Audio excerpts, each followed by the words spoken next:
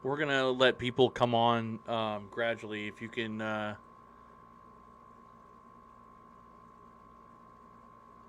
see me and hear me, let me know. There is a little bit of a lag. So we're going to give a couple people a few minutes to get on, and then we'll move forward. Okay.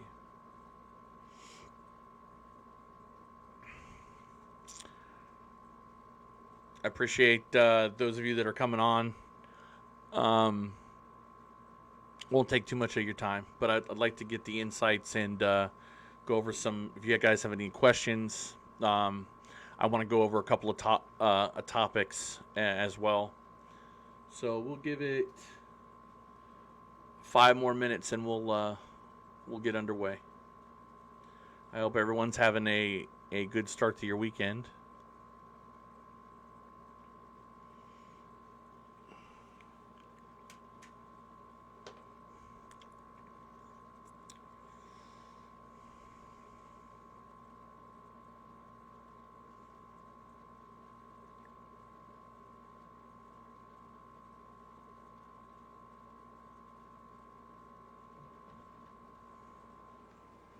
Stay right there.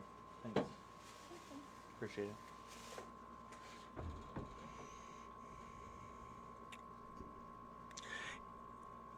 If anybody has any questions they would like to ask, you can go ahead and put them on the comment section, and I can start reading them and going through them while we're waiting. Got about another 3 more minutes.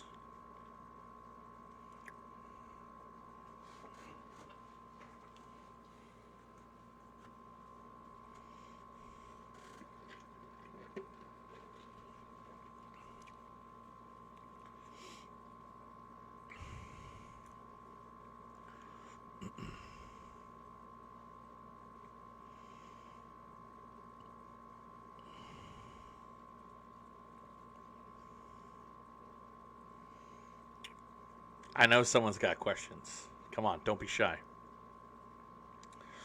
Questions are good. There is never a dumb question.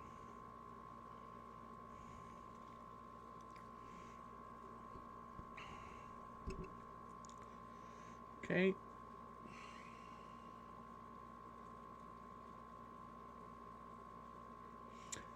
And if anybody wants to know, we were going to do this on YouTube, but apparently, and what I did not know, was YouTube, when you have a channel, you have to activate the live button on the account, and then you can 24 hours after that you can go live. I didn't do that. I didn't know. So okay, 1 more minute. We're gonna go ahead with this.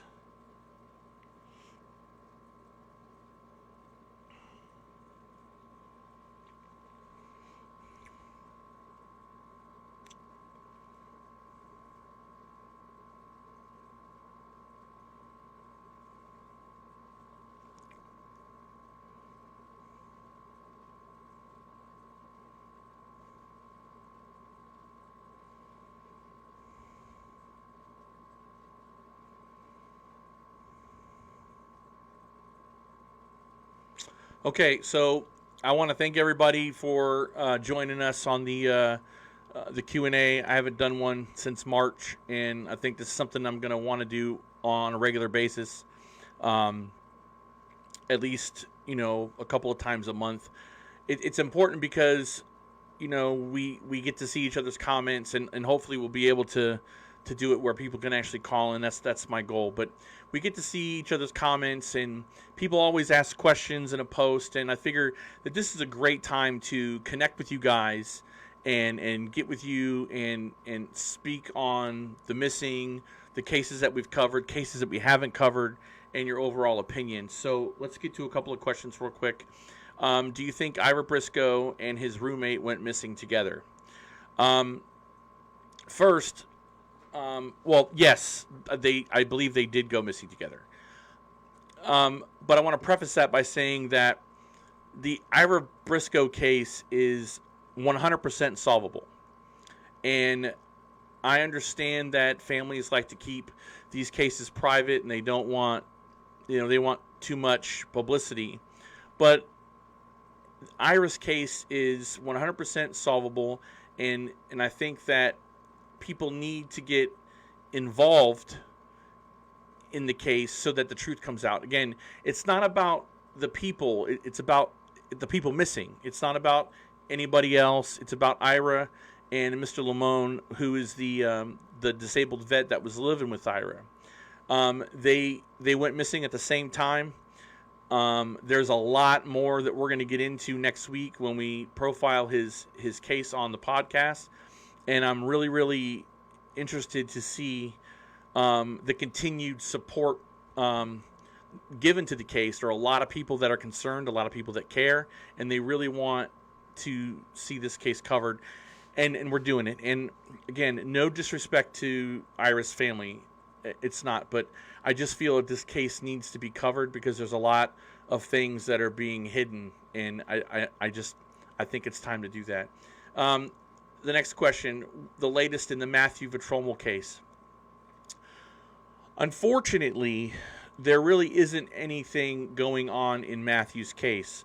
The detective has made it clear to Matt's family that they don't have any tangible leads in Matthew's case. Now, I disagree with that wholeheartedly because I think there are plenty of leads. I think phone pings and contacts on the phone records, I think that those can be looked into a little more. I think the person that had Matthew's suitcase when he went missing, this guy who was a narcotics dealer, had the suitcase with Matthew's belongings in it.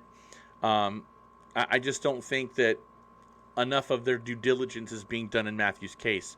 And I spoke to Carla today. Matthew's birthday is today, and it's difficult. So we need to start putting some pressure on Orlando PD and respectfully ask them to start digging a little deeper because Matthew's case is another case. All cases are solvable as long as you put it into the work.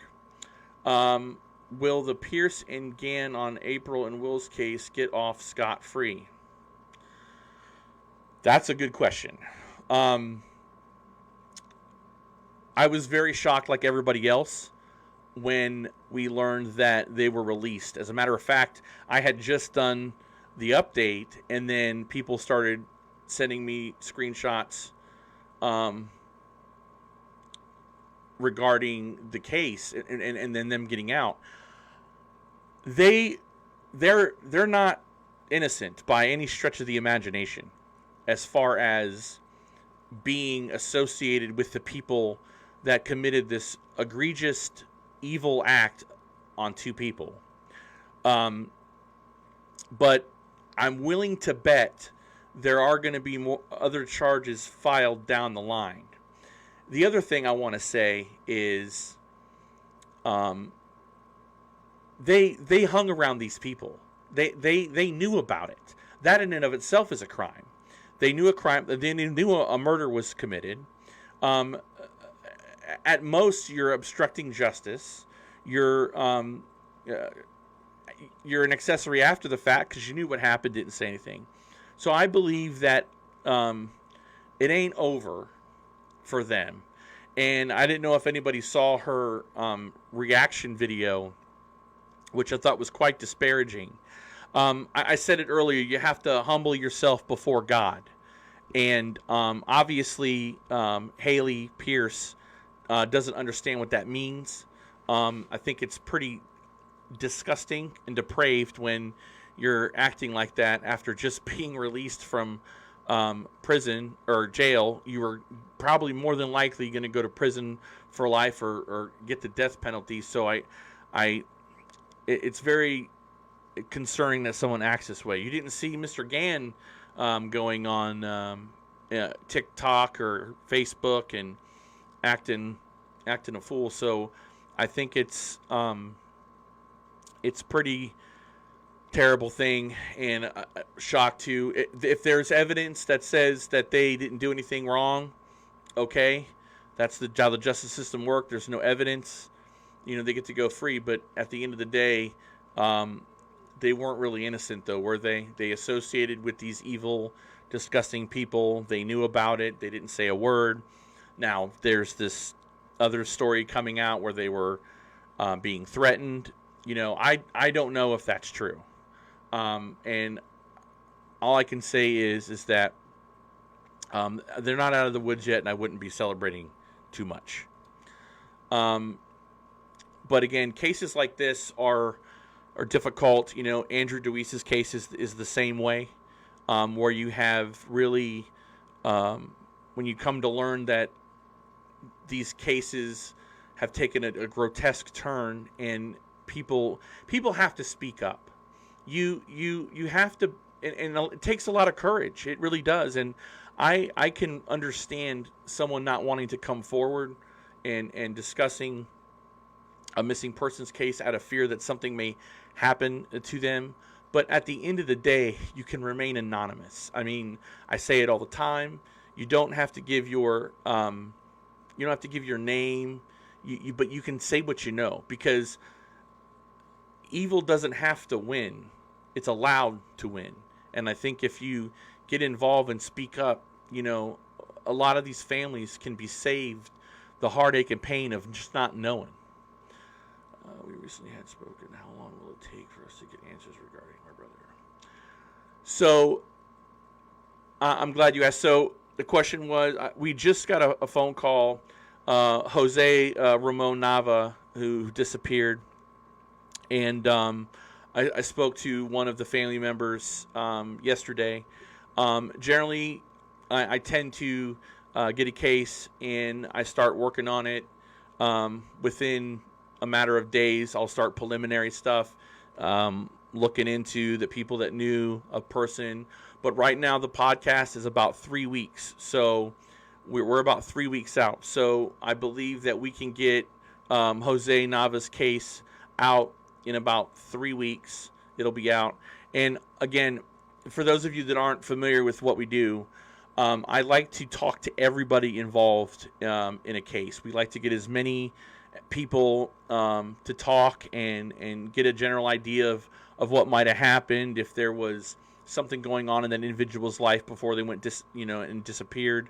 Was there somebody else involved that might have aided in that? So we do try to get as many people to talk about the case as possible and go forward that way we have a complete 360 view of the story and get it out to people. So about 3 weeks is the norm. Sometimes things happen in a case where I'll have to switch things around and it'll be before, but I'm constant contact with all my families, and we'll talk this week about Jose's case and making sure you get the date it'll be on.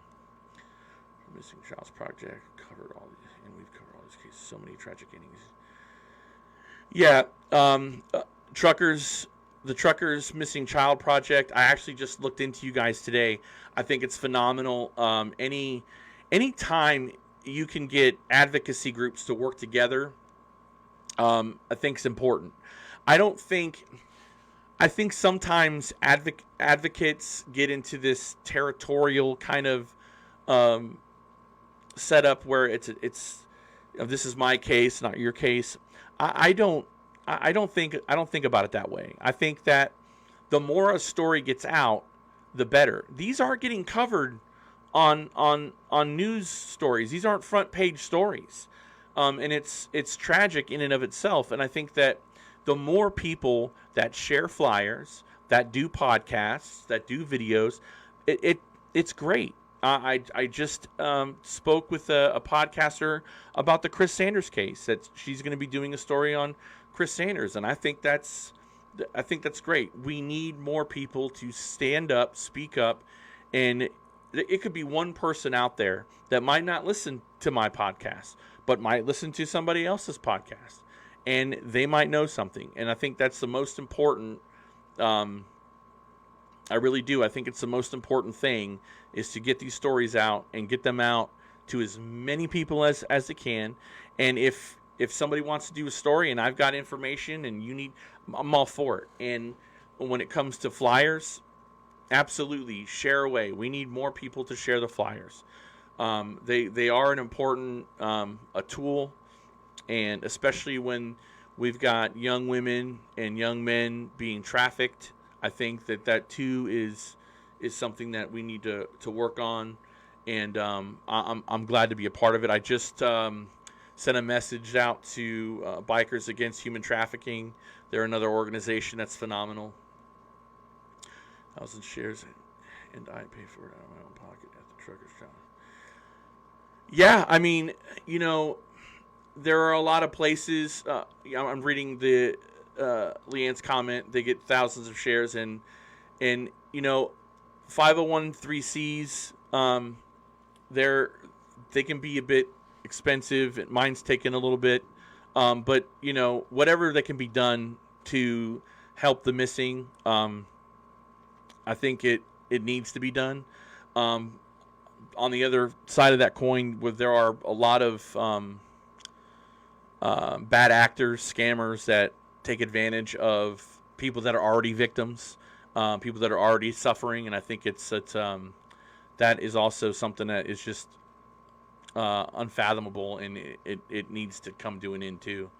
Again, if anybody has any questions, please feel free to ask. I really want to thank everybody for tuning in and joining me. Hold on one second.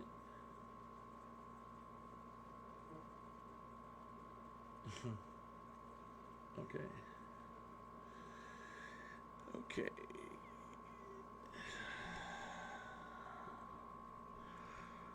So the other thing I wanted to talk about too today is when it comes to advocacy, there isn't really a territory that people cover. And I learned that this week especially, that where families they might not want cases covered, or they want to have they don't want all their information to be let out or broadcast, and that's understandable. The one thing that I have a problem with is when people just don't want to say anything, and if a missing person has a child or another extended family, those people they want answers too, and I think it's very difficult. And I think advocates might not push a case hard enough, or might not explain to families what a person does. For instance, I've had quite a few people explain what I do, where it's not just I do a podcast on a missing person. We do lots of things. We do flyers. We get in contact with search and rescue folks, drones. We're trying to get involved with that, and also we connect with other missing person organizations, and I think that that also helps spread the word. And you have to build contacts and connect with other groups. I think the one thing that the missing need are a network of missing person groups and advocates that band together and do as much as they can as a team. It's not the grim truth over here and ABC missing over here. We should be working together, and the end goal would be getting a story out and helping locate a missing loved one. I mean, at the end of the day, that's what it's all about. So my goal is to have. I would love to work with the Truckers Missing Child Project. I'd love to talk to you guys. Maybe we can collaborate and work together. Have you on and interview what you guys do, and it help each other out, because at the end of the day, that's what we're trying to do is help one another and help families of the missing. The other thing too is sometimes people that might not be involved in a missing persons case are attached to a missing persons case, are interested in a missing persons case, and they don't necessarily they don't have they don't have something invested in it, or they don't have a vested interest in it. They're paying attention to it. The problem too with that is they'll might be focused on one thing, or focused on a rumor that they heard, and that takes away from maybe the facts that get missed. If we look at the case we covered this week, the second case profile of Nathan Smith, that case really has a hard time getting any footing because of all these innuendos, rumors, and pure utter nonsense that law enforcement has given to the family, or people that have come to law enforcement and said, hey, this happened and this happened, and pay attention to the things that aren't really factual, and then that case just gets lost. It doesn't get worked like it should. And I think that is a number one issue with missing persons cases, is really not fact-based information, and these are the things that really hurt cases. Hi, Kimberly. If you guys have any questions, I'm here. But focusing on a specific thing, for example, a person having a backpack. A person had a backpack, so that doesn't. We shouldn't be focusing on the backpack. We should be focusing on the facts surrounding the missing persons case. So I think that is something that we need to try to pay attention to. Also, when people make comments, you have a right to disagree with somebody. It's okay to disagree. It's okay to have your own theory about something, and that's why we have discussions, and that's totally fine. I think where the disconnect is where one person thinks, and they're stuck on it. They have their own theory, and then you get into a back and forth, and it takes away from the actual the case itself. So staying focused on the facts of the case and not necessarily rumors. Again, half the time we don't know what's true and what's not. We have to sift through the sensationalism, the rumor, the innuendo, that type of stuff, and we have to make sure that we stay on point with that. The other day I was speaking with a family member of a missing veteran, and that's something that's near and dear to my heart. And they go missing. There's quite a few missing veterans. I didn't realize how many, and we were discussing her idea of a green alert, which I'm 100% behind. Any alert, we need a missing alert for people with mental illness, and we talked about that at length in episode 13. Excuse me. And we need these alerts. I think that we need to start doing more for people with mental illness, veterans who we expect these guys to go off in other countries, fight. They see unmeasurable violence and torment, and they come back, and they try to assimilate back into the real world, and that's difficult for them, and they don't know where to turn, and they battle PTSD and other issues, and so when they go missing, they're endangered. And I think that a green alert is a phenomenal thing. I told this particular family member that I would be more than happy to help get that going too. I think that alerts for for veterans, alerts for people with mental illness. These are things that need to be seriously pushed and looked into. And it's not something that can't be done. It can be done. It's just going to take a group of like-minded individuals to band together and figure out how we can get lawmakers to back us up. Of course, it's not going to be something that's just a straight line and we're going to be able to do it, but it's going to be a fight. But it's a fight I'm willing to take on too, because both of these alerts have to happen. Mentally ill and the vets, it's important. We have to take care of them. They took care of us. We have to take care of them. The mentally ill, that they have an illness. They obviously can't they need help sometimes take care of themselves. So how can we just expect them to just go missing and that be okay? It's not okay.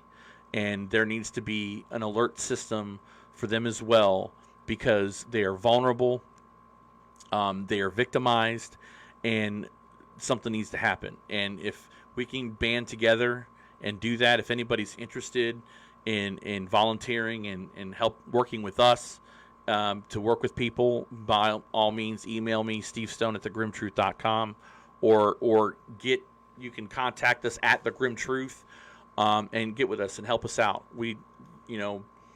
Volunteers are great. I have great volunteers, and I think that if we can band together and get this done, there isn't really much we can't accomplish. I always share missing veterans. We don't just share missing children on the Truckers Project nationwide. Yeah, I mean, I agree with you. Yeah, and I think there's nothing I won't share. And I agree with you. And everything needs to be shared. It doesn't matter what it is. I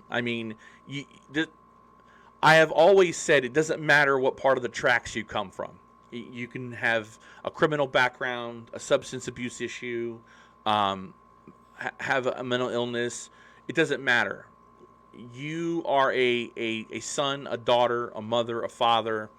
You deserve to be found. And so I 100% am behind.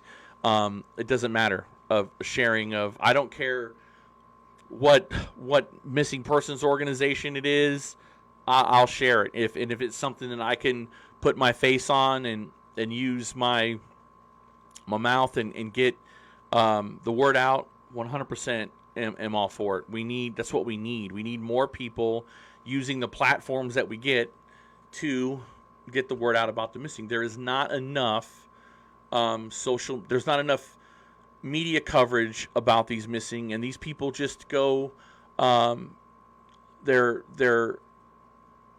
lost, they're missing, they're not being looked for, they just go unnoticed, and it really is it's an epidemic. It really is. And I think that there are many things that we can there's a cause. There's a cause for everything. This is my cause. My cause is the missing. And I think that there are a lot of really like-minded individuals that, man, do you know how wonderful it would be if you got 5 missing persons groups, and let's say each of these missing persons groups had 5,000 members in one, 6,000 in another, 10,000 in another. That's a large lobby, right? And you take that number and you get everybody involved signing a petition to get an alert done, or to get or make a network of 5 or 6 missing persons organizations. We could do a lot of good, and I think that that's what needs to happen. We need to come together, and it's a dream, it's a goal. And obviously, it's not going to happen overnight. And again, a lot of people do things differently. There are a lot of Type A personalities in the missing world, but that's okay. Everybody has common ground, and I think that we can do that and work together to bring some of these people home. I mean, it's time. There are families suffering 20 years, 15 years, 15 months. It doesn't matter. Everybody needs a little bit of help, and if we can do that, that's what we're here for.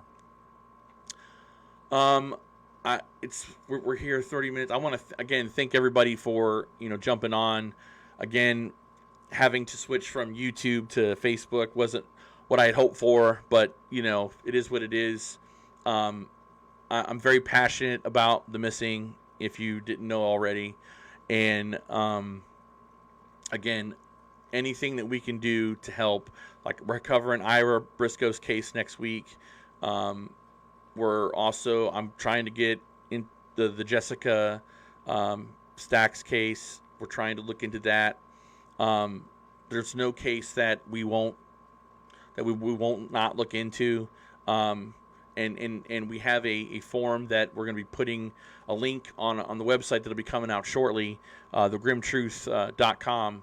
We're going to be trying to get that up hopefully within the week, where you'll be able to go to a link, fill out this form in Airtable.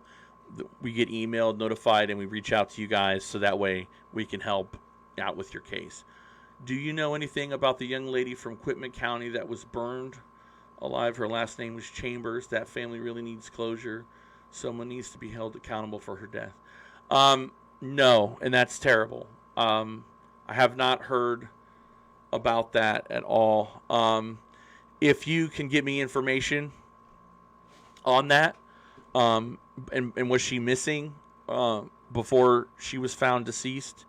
But I will be glad to look into that. I do have contacts, obviously, in Quitman County that could possibly give me some background on that, Barbara. So thank you for the question. But if you could, if you had any information on that, you can private message me, and I'll be more than happy to look into that. That's terrible. That's the other thing too. There are a lot of these small towns in America, and I didn't know this until just when we started doing this. There are a lot of small communities, a lot of small towns where there's a lot of stuff going on, and I'm not saying that every small town is corrupt or there's crime, drugs. It's everywhere. More in some places than others. At the end of the day, though, when you break it down, you see hot spots. There are hot spots where things like this happen, and it seems like in that area, Mississippi is one of them. There's an area in Arkansas where there's another one of those where just a bunch of stuff happened, and then in Missouri too. I'm finding that out looking into Ira Briscoe's case. There's a ton of stuff going on that you just don't know about unless you look it up. So a lot of people are going missing, and maybe you can attribute some of that to trafficking. I don't have those stats. That's something that you can really get lost in as far as rabbit holes go with that. And if I'm not mistaken, there is, and I think there's another organization that really looks into that. And I'm all for advocacy for that. I'm totally 100% if that's something that, and probably what we're going to do is do a couple of stories on that too coming up in the weekly remind. Jessica Chambers was only missing for a few hours until she was found burning alive on the side of the road. She died from horrible. Oh, okay. Thank you, Leanne. That was her name. Okay. I'll look into that, Jessica Chambers. Now that name does sound familiar. I will take a look at that this weekend, and reach out and see if I can speak with her family. That's horrible. If you see the on the messages, we put a link to the Airtable website. There's a form that you can fill out if you know anybody that has a missing person, or if you're an advocate that has a case that you'd like us to look into. Please fill that out. We will get with you relatively in short order. That's one of the things I try to do is the minute we get a case is set up an interview to talk with the family, and then we get the particulars and go from there. So definitely if you have anyone that has a missing person, and again, we do a variety of things. When I get a case, I don't let it go. I will continue working on it. If there's a shortage of leads, we might just keep it there and go to another case. But we're always working on it. We've done multiple stories on cases that we've done in the past, and we continue to look into them. I tell the families, you can ask anybody, I'm with you until we can solve your case. That it's what we do. It's what I do. I think it's something that what kind of separates us from everybody else. And again, I'm not saying that we are the pinnacle of missing advocates. I'm just saying I always wanted to do it differently. You can tell a story, but then the family's still left with not knowing. And I wanted to be the one that said, you know what, why don't we help the family get the information? Because we live in a world where information is everywhere. You can gather it. And the other thing, too, is people will talk. They might not want to talk to a police officer. And I understand that. Trust me, I can understand that. They might not want to talk to a police officer. They might, but it is a lot easier to talk to a journalist sometimes. And I've had a lot of success with people talking to me. It's all about trust. It's all about understanding that everything that we do, we have God with us. I think that's the most important thing, is that we walk with the Holy Spirit, and we do our very, very best to try and help the families understand that there's going to be days where you're not going to want to carry that load. That's what we're here for. We can help carry that load for you. And then when you're ready to pick it back up, we're still going to be here. I want to send a shout out to Matthew's mom, Carla. She was having a real rough day today. And I told Carla that it's okay to have a bad day. And it sounds so cliche, but you can only take it one day at a time. And again, that it's something that people say all the time, but it's factual. I don't know what it's like to have a person go missing. I've talked to a lot of people that have had a missing person, and I understand that I couldn't fathom what a family goes through. But a support system is 100% what you need to build on, and that's what we're here for. We want to start. We have connections that help build social media sites. For example, Karen Knuckles Phillips with the East Texas Missing 8.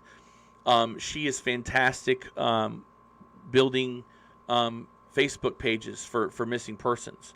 And that's not empowering people. And like Carla, for example, empowering those people, giving them the hope. Hope is always the best armor in a missing persons case, or having to deal with that.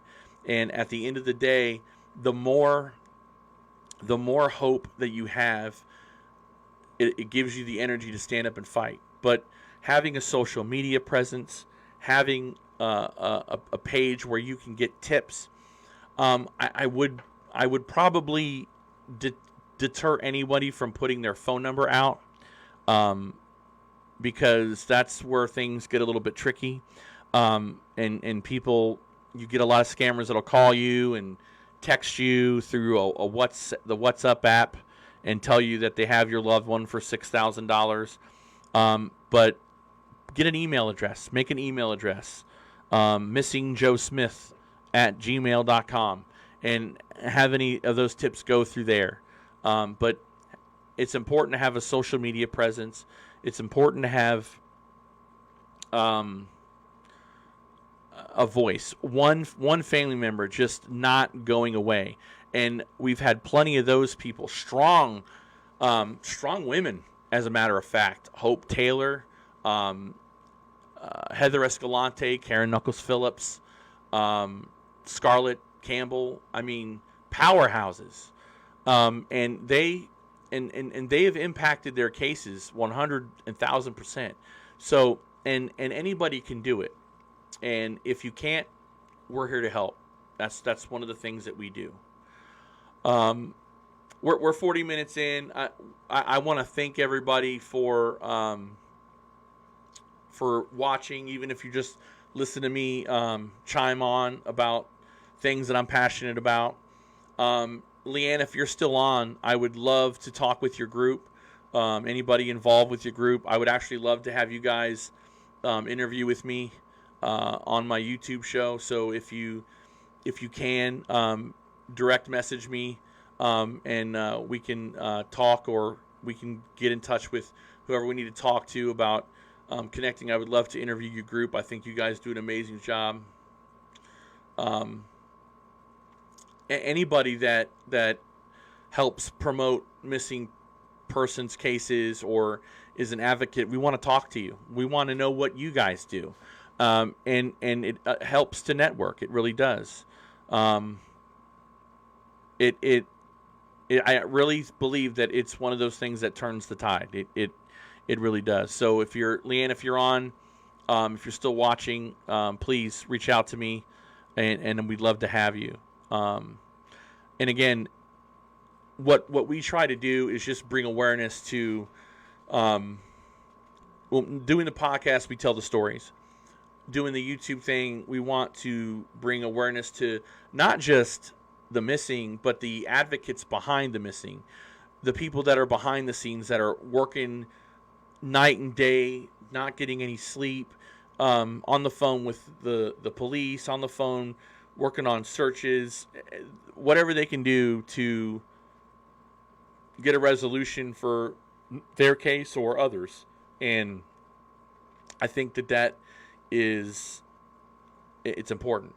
The last thing I'm going to touch on tonight before we wrap up is those of you out there or people out there that know something.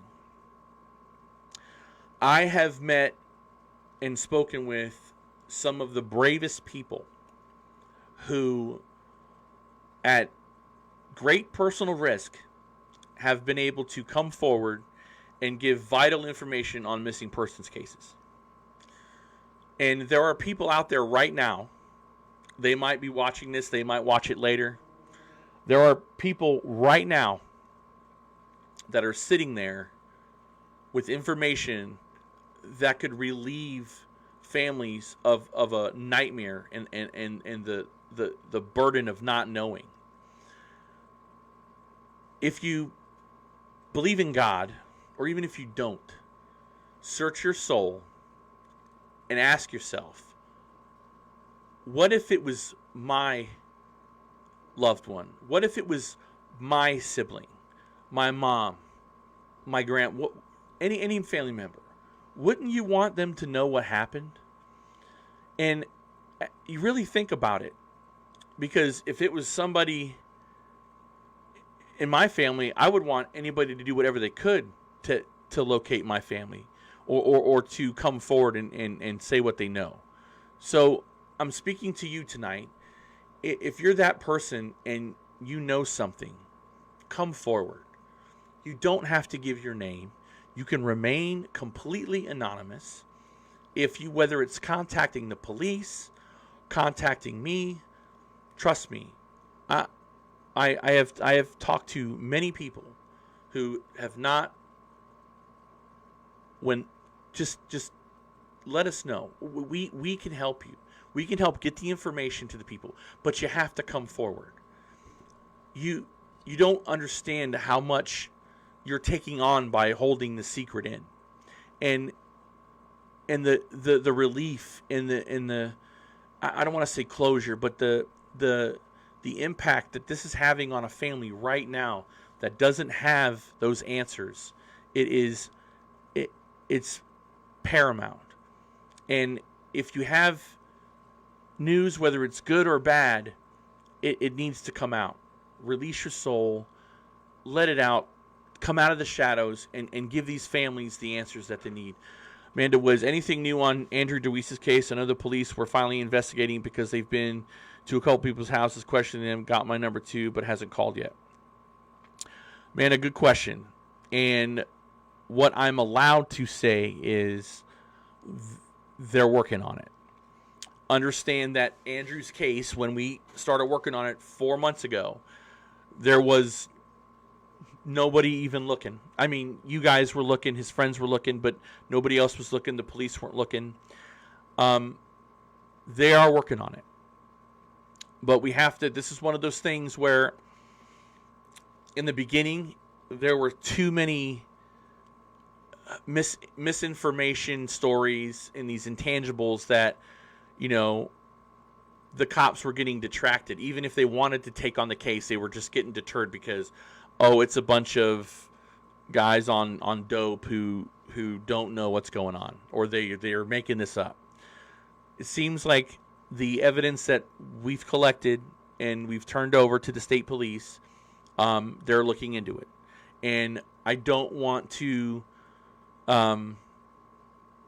deter them from not looking into it by constantly calling them and checking in. I mean, right now they technically don't have to tell me anything because I'm just a guy. I'm just a guy that brought them information. So sometimes they don't keep me in the loop, but they're working on it, and I think we should let them continue what they're doing, and hopefully they'll get to people. I want to say too that this might not happen overnight. This might happen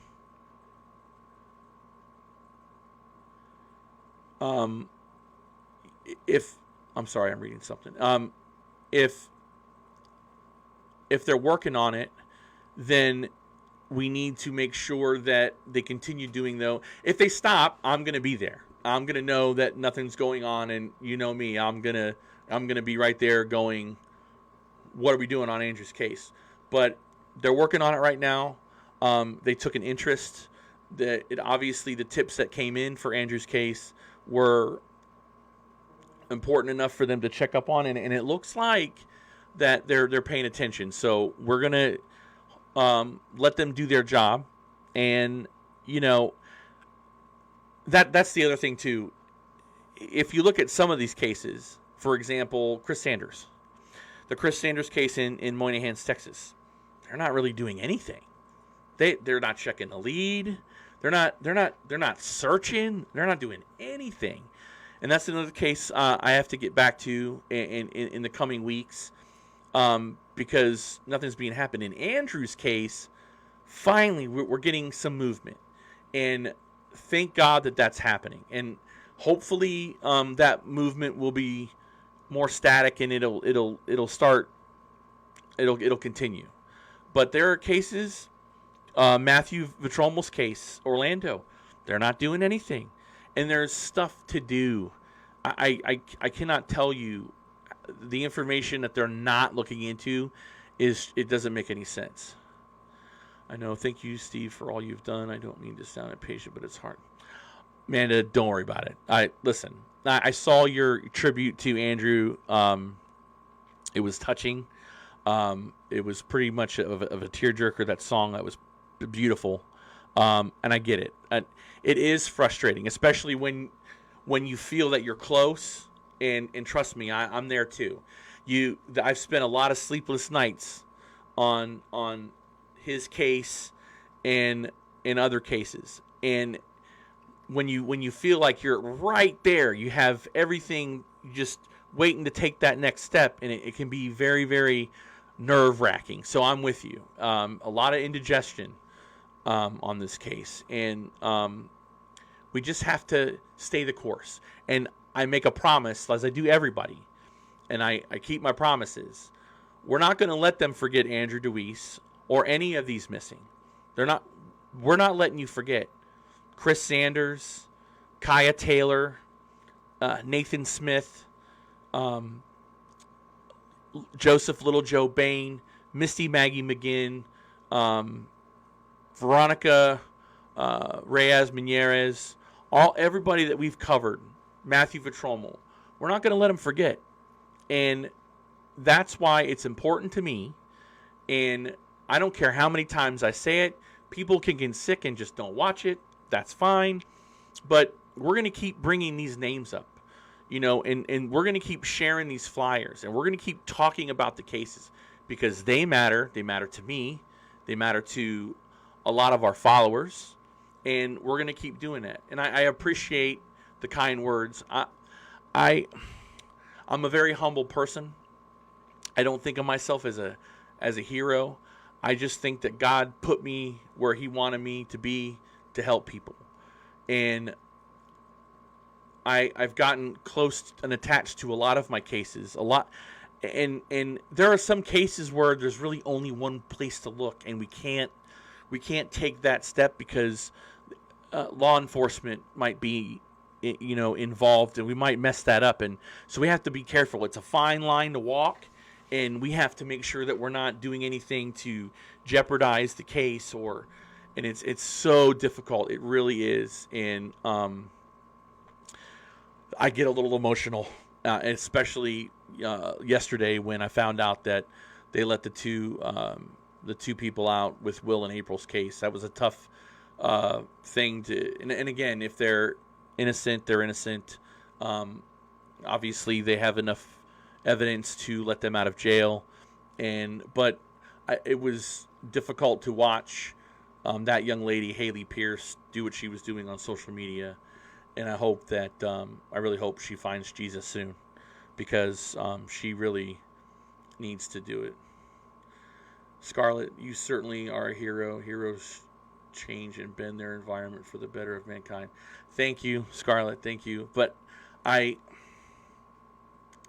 just want to help people. I just want somebody made a comment to me the other day.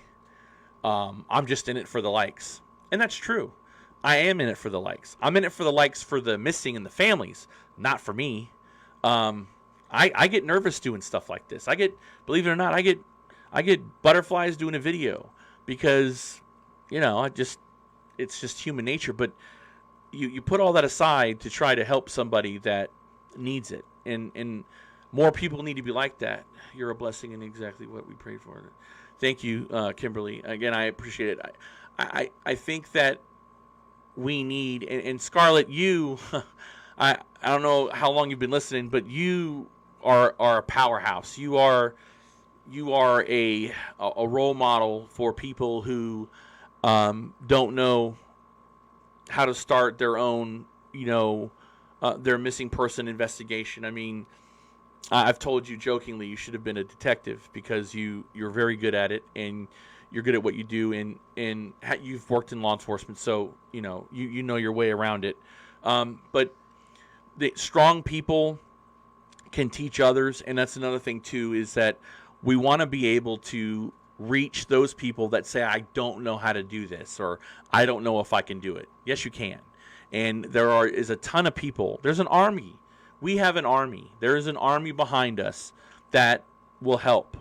Everybody that follows our page or listens to our podcast, they're a part of that army. And it's great to see how much we've grown in 6 months.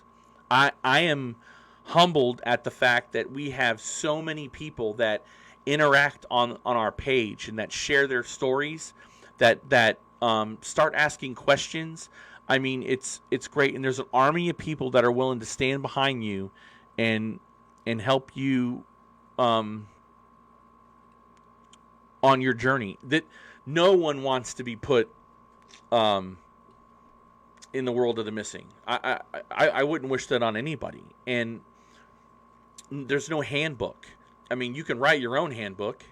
And Scarlett, I think Scarlett, and people like Scarlett and Heather Escalante and Hope Taylor, Karen Knuckles Phillips, those individuals, they just played it by ear, and they were able to impact the world of the missing.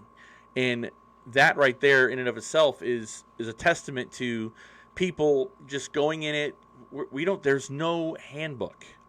There's things that you should do, but nobody knows that. And that's people like, there's people out there that can help, and we want to help. And I'm sure Scarlett would help, and other people. Can you give us an update on Chris Sanders? I wish I could. Chris Sanders' case, it's come to a point where you've talked to everybody except for one person. I've talked to the neighbors at the RV park there in Monahans. I've talked to Chris's uncle. I've talked to Chris's wife. But the one person that talked to Chris the day he went for his walk is Cody Penny. Cody Penny is Chris's cousin. Supposed to be his best friend. They worked together. They did everything together. And he has not come forward to talk. We had an arrangement. He told me to go F myself. Actions speak louder than words. That's something that is 100% a fact. And he's speaking volumes to me by not talking to me. I can talk. I can go back to Angela and talk with her some more, and I think we're going to do that here in the coming weeks. But Cody, and I'm not saying Cody did anything. That's not what I'm saying. What I'm saying is he has information he probably is not aware he has. What was Chris like when you talked to him on the phone? What was the ambient noise going on? Was he really on the highway? Was he not on the highway? All these things are good to know, because you can talk to that one person and get that information that leads to solving the case.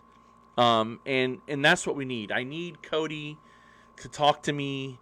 It can be off the record. It's 5 questions. I have 5 questions I've been wanting to ask, dying to ask, and I'm ready to ask them, and so we can move forward with Chris's case, because he has all of the keys right now, and you know, not to give him power, but we need to know what he knows, and it's 5 questions. That's it. Sorry, I can't personally, but if I come up missing, yeah, I don't know. So Barbara said, I don't know Scarlett Campbell personally, but if I come up missing, I want her to fight for me. She's a true trooper. Yes, 100%. I would want her to look for me also. You know what? And I'm not just saying this, but the ladies know what they're doing. And Scarlett is one of those I would not mess with in a gazillion years. And, you know, I might look scary, but I wouldn't mess with Scarlett, that's for sure. Again, I want to thank everybody for tuning in tonight. I greatly appreciate it. I love talking with you guys. I know I can ramble on, especially when we're talking about something I'm completely passionate about. I want to thank Kimberly, Barbara, Christina, Scarlett, Manda, Leanne from the Truckers organization, and I'm trying to get that out there. The Truckers Missing Child Project. If you haven't heard of them, go check their Facebook page out. Like them. They do share a lot of missing person information and flyers, and hopefully I'll be able to get with them and we can bring them on the weekly Remind show. But that's the Truckers Missing Child Project. We've been talking back and forth on Facebook today. And the other one is Bikers Against Trafficking, Human Trafficking. That's another group that you should check out and support. And I would like to get them on the weekly Remind YouTube show as well. If anybody has any more questions or comments, I'd be glad to answer them real quick. Excuse me, it's getting a little parched. Next week, again, we're going to be doing the Ira Briscoe case, and we're also going to be doing Jesse Conger. Jesse Conger is a missing Marine, and he went missing out there in Nevada. They found his car. They found his car on the Apache reservation, and His sister is a very a wonderful person who's trying to do all she can for military veterans. Jesse was a military veteran. He was I think a Navy rescue diver, if I'm not mistaken.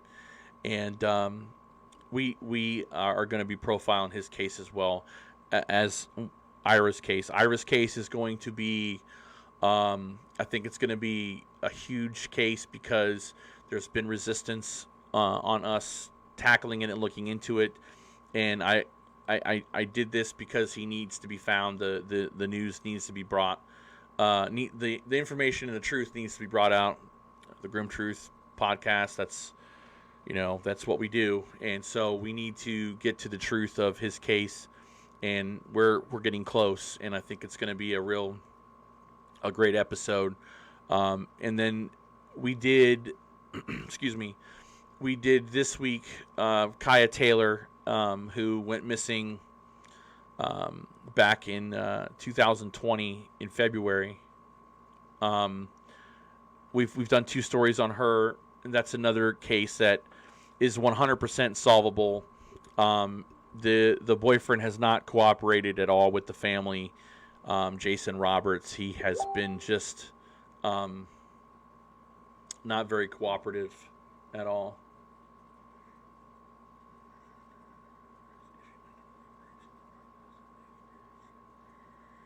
And then the other case was Nathan Smith. Nathan Smith was he's from Oklahoma, Tecumseh, Oklahoma. Listen, it took me like 5 takes to try to say that yesterday because I just couldn't say it. Tecumseh, Oklahoma. He had a lot of rumors in his case that a guy shot and killed him, or he was beheaded, or just all these things. And the poor mom was called in to the police station and told that her son was murdered, but the cops got the information from a text message from 2 guys that were in jail, and the text messages didn't even have Nathan's name on them. And then one of these girls had a cell phone that she factory reset, erased all the text messages off the phone. And I couldn't fathom how they would do that without any facts, tell a mom that her son was deceased and not have any evidence to that effect. And then say that he was in a car chase in a stolen truck that went into a creek, and no evidence of that either. No phone was recovered. They did recover a cell phone, but it wasn't Nathan's. They recovered a shirt, and that wasn't Nathan's either. And so at the end of the day, we have a family who's got a missing loved one who is suffering from substance abuse issues, and they don't know where he is. And we will do all we can to make sure that we keep posting his missing flyer, and we're gonna stay in touch with the family, as we do all of our families, and make sure that we help them get the answers that they need. Let's see. Jacob Weeks is another case where that's a family that has no answers, and his case is a mystery too. He just he gets into some type of a vehicle incident, a 1-car vehicle incident, and then he's missing. These cases are the ones that somebody has to know something, and these families are holding on to just grasping and hoping that somebody knows something and that can help bring their loved ones home. So there is another case too, real quick. Teresa Davidson Murphy, who we covered, I believe, in episode 4 or 5 of the Grim Truth podcast. She went missing in 1999, October of 1999. Her husband was the last one to see her. He went on a camping trip, and she went missing. And the only thing that was missing with her was her 911 handgun. It was that's the only thing missing. I had an anonymous source speak to me this week about some information that we're looking into on that case. And we're going to probably be profiling that case again on the podcast. I've been in touch with Teresa's daughter. We spoke again today on the phone, and pretty interesting stuff. And again, that's a cold case, 1999, and really nothing. Only one place really to look, because there isn't a whole lot of suspects, and she had a daughter. She wasn't just going to up and leave. That's not what they were about. And that's the same thing with little Joe's case, Joseph Bain, who went missing in 2001, Marshall, Texas. He's with his friend Coley. They're hanging out in the house. They were supposed to be getting ready for bed, and he got a phone call, and he left everything there, his wallets, his cigarettes, and just left. I used to smoke cigarettes back in the day, and I don't know if I would go anywhere without cigarettes. That's just me, especially if I wasn't in a hurry. I would definitely take my smoke. So that doesn't make any sense either. And again, over 20 years, and Jolene, his sister, has no answers, no nothing, and she needs them. So that's another case we're going to be digging into again too. These cases can be solved as long as somebody steps up to the plate, somebody out there that can give these people the answers that they need.